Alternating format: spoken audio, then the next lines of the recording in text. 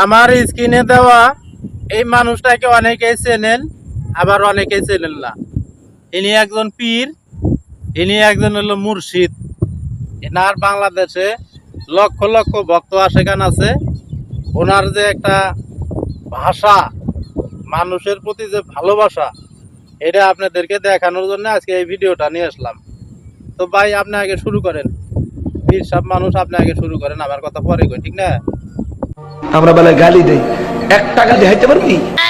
বাইরে আজকে যদি গালি দেখাইতে না পারি তাহলে ভিডিও বানাতে আছি কে?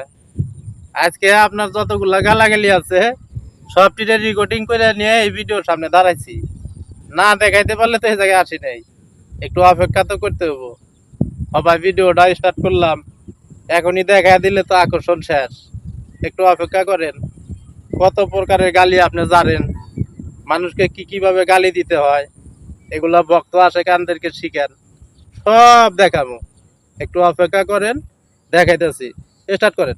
জন্মের ঠিক নাই হারামজাদা বলেছি, একটা গালি দেখাইতে পারবি? জুনায়েদ বাবুনগরী সিটারে কইছে জন্মের ঠিক নাই, সিটার, এগুলা কি গালির মধ্যে পড়ে না? ও মাম্মা, আপনি আবার আরো কত রকমের গালি জানেন, এগুলো আপনার গালির মধ্যে পড়ে না?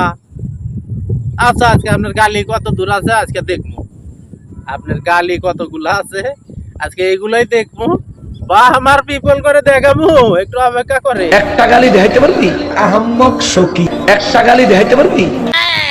কত বড় বেয়াদব আহম্মক শফি, যে আহমদ শফির কাছে বাংলাদেশের লক্ষ লক্ষ আলেম তৈরি হয়েছে। তোমার মতো না থাকবো না, তোমার মতো ভণ্ড তৈরি হয় নাই, ঠিক আছে? তার নামে কথা বলতে একটু ভদ্র ভাষায় কথা বলো। বেয়াদবি কিন্তু সব জায়গায় চলে না। আরো আছে।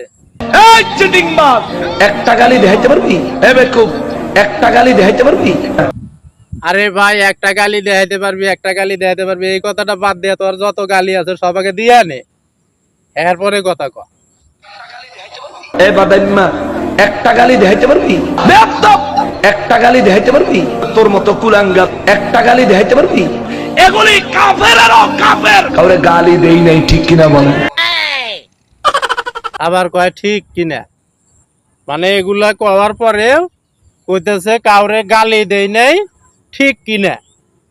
এর সামনে যেগুলো আছে আঞ্জটি খাঞ্জটি, এরা আবার কইতেছে ঠিক, মানে এগুলাও গালির মধ্যে পড়ে না। এর কাছে তো পড়েই না।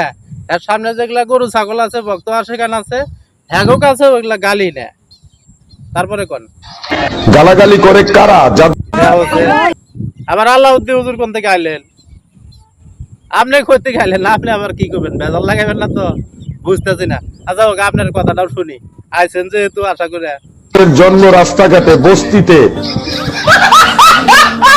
ভাই, আপনি আইছেন না আল্লাহউদ্দিন হুজুর, আমি গালি দিতে চাইছিলাম না, কিন্তু আল্লাহউদ্দিন হুজুর এমন কথা কয়া দিছে, আমার আর গালি দেওয়ার দরকার নাই, আর গালি দেওয়ার অভ্যাসও নাই। এগুলা ভণ্ড মাজার পূজারী শিরিক বিদাতির থেকে সকলেই সাবধান। এগুলা আইছে দুনিয়ার মধ্যে হলো মুসলমানদের ইমান নষ্ট করার জন্য, মুসলমানদের মধ্যে বিভ্রান্তি ছড়ানোর জন্য, কিভাবে আলেম ওলামাদেরকে পচানো যায়, যারা ইসলাম প্রচার করে তাদেরকে পচানো যায়, পচায়া তারা ভণ্ড মাজারে ব্যবসা করব, মাজার ব্যবসা। এদের টার্গেট হলো মাজার ব্যবসা, যেন বাংলাদেশে কোনো আলেম ওলামারা কথা বলতে না পারে।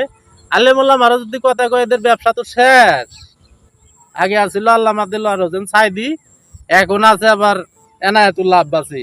এখন কিন্তু এরা এনায়েতুল্লাহ আব্বাসীর পিছনেও লাগছে। এনায়েতুল্লাহ আব্বাসী নাকি এখন আবার ওহাবি হয়ে যাইতেছে। মানে করে এই বন্ধ করে যারাই বাস দিব, হেরাই বললে ওহাবি।